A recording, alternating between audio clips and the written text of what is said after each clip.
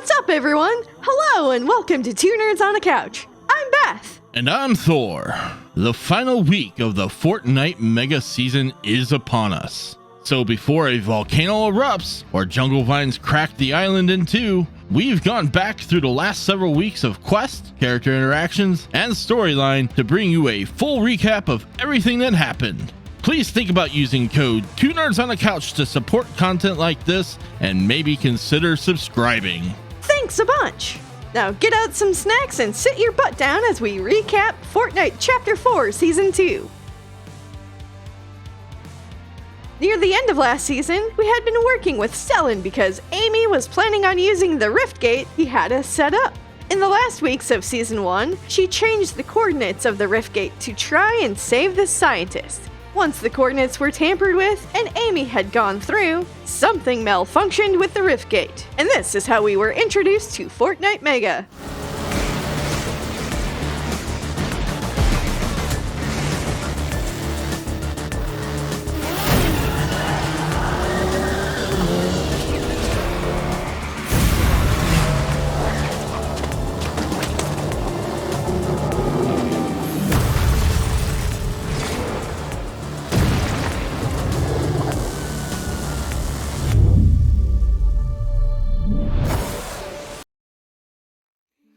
Week 1 of the season, we were exploring the newest biome and areas of the island with Mega City, Kinjutsu Crossing, Steamy Springs, and Naughty Nets.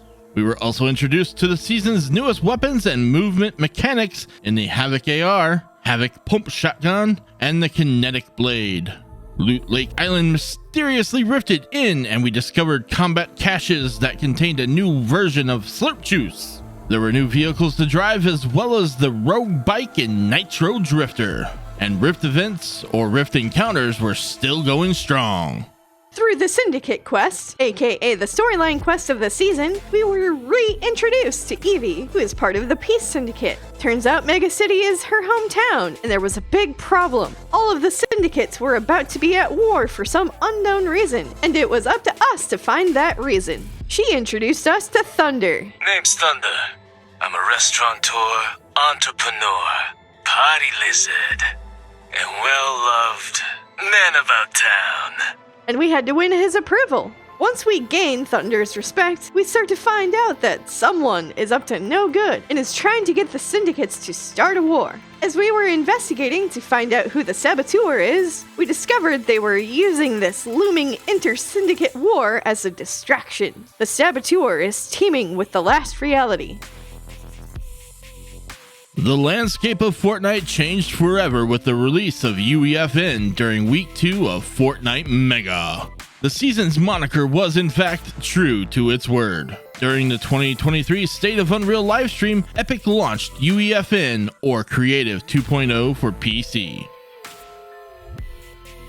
The Spring Breakout event started and the egg launcher came back to the loot pool. Chickens were changed, and they laid special eggs. New NPC types were added in during Week 3 as well. The new NPC types were Scouts, Healers, Consumable Finders, and Bombardiers that used explosives. These specialized, hireable NPCs became a lot more useful than they had been in the past.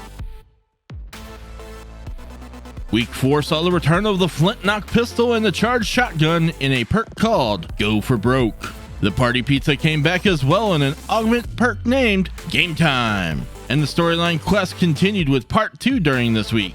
The set of tasks this week had us doing things in order to impress the Fox Clan and the River Guard in order to get them talking. Once everyone met up and had discussions, they realized there was no real quarrel between them and decided to work together with the Peace Syndicate. The Attack on Titan collab was officially underway during Week 5 with Mikasa and Levi in the item shop, and Eren becoming unlockable through a series of quests. ODM gear and Thunder Spears were introduced with the 24.20 update this week as well. There were actually a few map changes this week. Grind rails were now at Slappy Shores, the strange pillars showed up near the Citadel, and in the snow biome. Plus, a few cracks started appearing around the middle of the map. The basement from Attack on Titan was in Anvil Square, and various practice Titans were around the map for Eren Yeager quests. Few NPCs were added in during this week as well, with Styx, Dahlia, Serenade, and Mystica being brought in. The biggest news to come out of week 6 was the release of the lock-on pistol. If used correctly, this thing can be OP.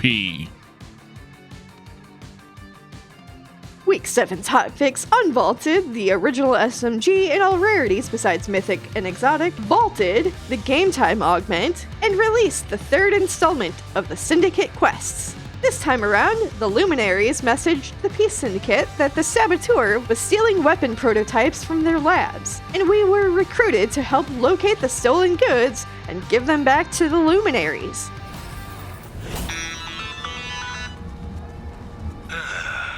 Nicely done.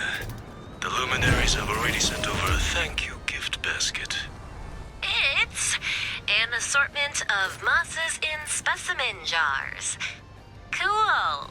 And our next task becomes one of information gathering to learn more about the Saboteur. We fly around to calibrate data sensors and find out that the Saboteur is embedded with the Unseen. And when we talk to Mystica, she mentions that they could be working with the Last Reality. The 24.30 update hit during Week 8 and brought Jedi, Sith, and clones from a galaxy far away. The awesome multi-week collab with Star Wars brought DC-15 blasters, clone trooper outposts, lightsabers, and training areas. There was also a mini battle pass to unlock various Star Wars cosmetics and characters. Grind rails appeared around shattered slabs. More cracks were found in the ground, and earthquakes began around the trailer park and other areas. 4 new augments were added during this week. Tracker's Armory with the flare gun and Shadow Tracker pistol, Desperate Reload, SMG sign-off, and Steady Hands for the DMR. Imani was added as an NPC, as well as clone troopers at their regular outpost locations and specialized Star Wars Rift Encounter locations. Dahlia released for the May crew pack holders. Captain Hypatia, this season's level up quest pack character, was added in during week 8. As it turns out, Captain Hypatia is part of the Luminary Syndicate. Darth Sidious, aka Emperor Palpatine, issued Order 66 to eliminate all Jedi. Darth Vader appeared on the island in a special outpost north of Brutal Bastion, which brought in his lightsaber. The clone troopers turned against loopers as they tried to eliminate us on sight, and Goku Black came to the item shop. Hey, if you made it to this point in the video, be sure to hit that like button and consider leaving a comment if we've missed anything. Thank you so much. In Week 10's 24.40 update, all of the Star Wars themed items and locations disappeared into a galaxy far, far away, and new cracks were found. This time, the cracks were bigger, and they had vines growing in them. Various crack locations were being studied and had tents, campfires, and excavators around them. Clearly, something was happening. But what? We put up various Where's Miles posters during this week.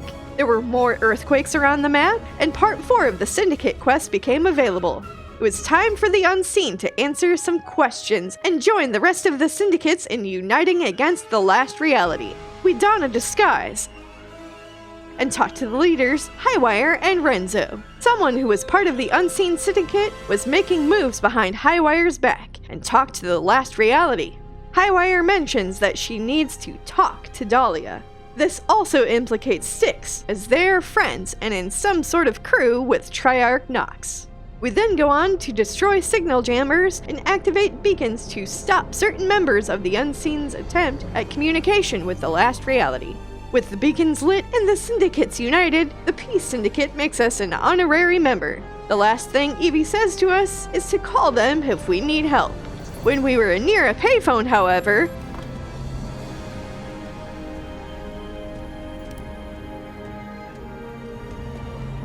Miles Morales traveled through the Spider-Verse and landed in Fortnite during Week 11's hotfix update. The web shooters returned and Miles brought another Spider-Man with him. This time it was Spider-Man 2099. Various quests had us web-slinging around the map, and we finished out the level up quest to unlock Captain Hypatia's armored style. With just a few days left of the season, Week 12's quest had us inspect the various excavation sites and put in seismographs to determine the strength of the earthquakes. NPCs around the island are now mentioning the quakes in their conversations. Something is definitely up. Between the dissension in the ranks, with members of the Unseen contacting the last reality, and the craziness of the earthquakes ushering in a definite change, the build-up to Chapter 4 Season 3 is definitely ramping up with these last few days. Will the last reality make an appearance next season? Will the unity of the syndicates hold? Will Summer Meowskulls bench press us into oblivion? Find out with us next season! Thank you so much for watching! Don't forget to use code 2nerds on a couch in the item shop, and we'll see you next time. Bye.